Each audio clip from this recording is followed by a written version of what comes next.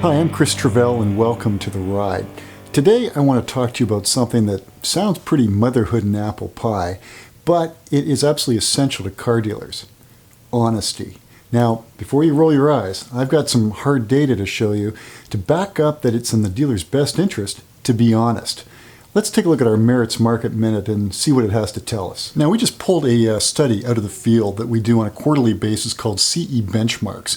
And basically what it does, it collects data from about 25,000 customer experiences per quarter, and it covers about 11 industries. So it's a very comprehensive study.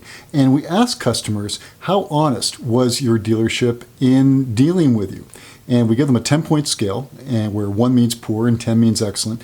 And I think we come up with some pretty interesting results. Now, it seems intuitive that customers who perceive dealers as being honest, that those customers are more likely to do business with those dealerships.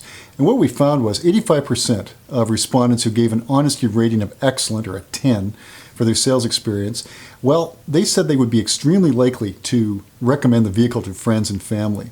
And the same holds true for other key metrics related to recommendation. 76% would purchase or lease another vehicle from the dealership, and 86% would recommend the dealership to family or friends. But what's amazing is how quickly the drop-off is for anything less than a 10. So, for those who gave the dealership a 9 on honesty, 31% would recommend the vehicle to family or friends. 17% purchase or lease another vehicle from the dealership. 24% recommend the dealership to friends or family. So there is an enormous drop-off, even in that 1 point, from a 10 to a 9 on the honesty scale for the sales experience. Now, what about on the service side? Does the same dynamic hold?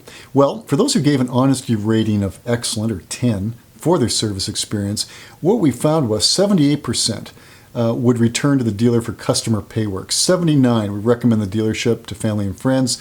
78% would recommend the vehicle to a friend or family as well. But again, when that drops from a 10 to a 9 on the honesty scale, 19% would return to the dealer for customer pay. 14% would recommend the dealership. 27% would recommend the vehicle to family or friends. So again, an enormous drop-off, even in a 1 point difference from a 10 to a 9 on that honesty scale. So what does this tell us? What are some of the implications?